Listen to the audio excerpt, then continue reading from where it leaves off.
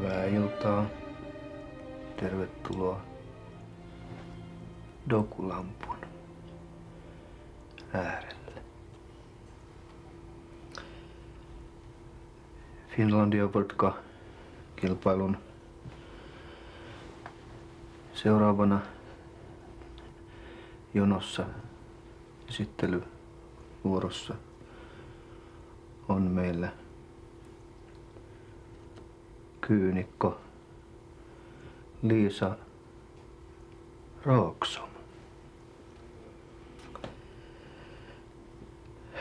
Häneltä on nyt ilmestynyt teos nimeltään Pappi Helias. Aikaisemmin on vuosien varrella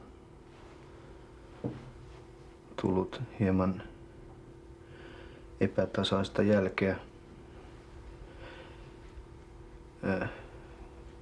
edellinen teos oli sarvista kyetty kudonnan malli, joka ei vakuuttanut.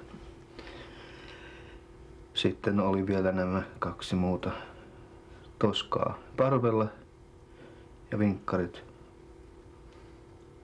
rutussa. Kysyisin,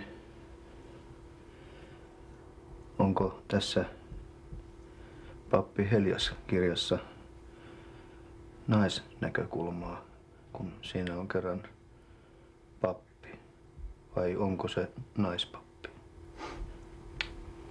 No sillä tavalla kyllä on siinä naisnäkökulmaa monelta suunnalta silleen, että on silleen on.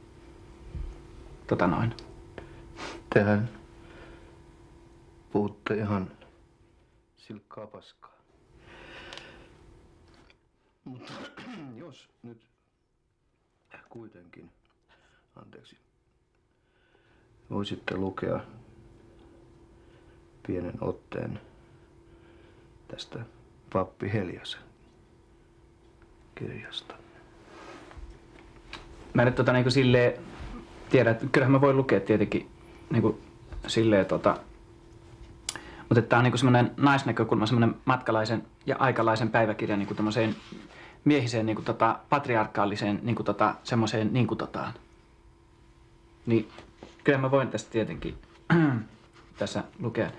Otan tämmöisestä kohdasta, missä Svanten silmät on kauhusta pyöreinä. Tässä heti alussa silmät. Niin pitäisikö patruunan myydä eihän toki rauhoitti isän häntä. Silleen, tätä on silleen kauhean vaikea kun ei voi silleen kun siis kirjahan on semmoinen että se luo suhteen, henkilökohtaisen suhteen lukija ja kirjan välillä, että on silleen kauhean vaikea mennä silleen tälleen julkisesti silleen lukemaan, varsinkin kun tässä puhutaan paljon puhutaan. Ja no esimerkiksi täällä nyt niin arvelet siis, ettei patruuna tahdo hyväksyä kysyi äiti. Ei hän tahdo silleen. Kumpa hän jaksaisikin pannus kulvit mut pars. Kyllä täällä yksi sana on varmaan semmoinen, joka pystyy sanomaankin, että esimerkiksi hom kul koko varsi. No se pysty juuresta. Joo. Mut tää on semmoinen trippi koko juttu.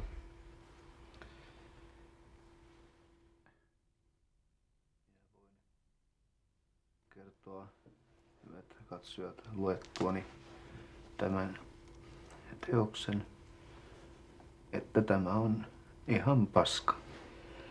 Tänään sammutamme jälleen Dokulampun. Hei!